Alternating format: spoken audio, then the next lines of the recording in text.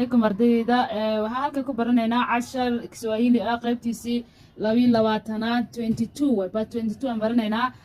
halkan waxaan ku baranaynaa ereyo oo loo isticmaalo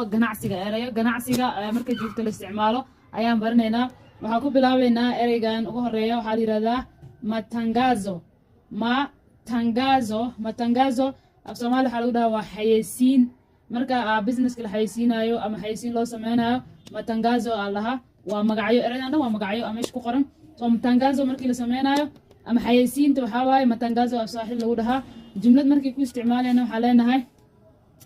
laba jumlado ay qoray mid hore waxa waaye tulifanya matangazo ili tupate wateja tulifanya waxaan sameynay todas la soco waxa waaye anaga waaye saharo u soo barnay soo marka waxa la tu li waqti waaye tulifanya waxaan sameynay matangazo xayeysiin ili si waaye watan xiriiri waaye ili tupate saa u helno ili tupate wateja waxa waaye customers waaye saa u helno customer oo badan ama customer cusub saa u helno waxaan sameynay matangazo oo ah xayeysiin ayaan sameynay matangazo maxaa waaye xayeysiin waaye sidoo kale waxaa dhihi kartaa nimepokea matangazo mapya waxaan helay nimepokea waxaa waaye wax marka heshid waxay soo kale la macno tahay pata marka dhaysid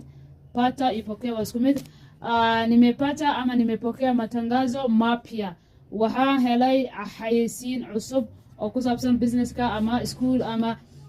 advertisement oo nooc kasta ay noqon kartaa number 2 waxa waaye ushirikiano waxa waaye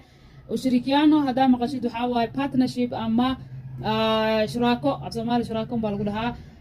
dadka markay business shuraako ku yihiin ama partners ku yihiin waxa la dhahaa ushirikiano ka dhaxayso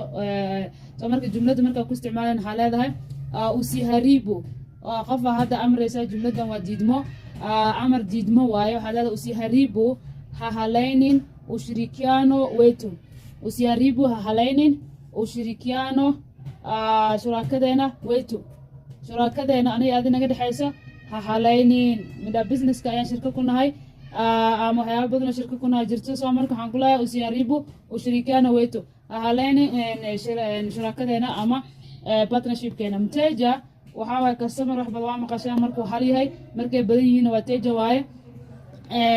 marka isticmaalaysid waxaa leedahay simply karibu mteja meel dukaana joogta ama business qofka badana waxaa la karibu customer lahaa laakiin waxaa kaga haboon mteja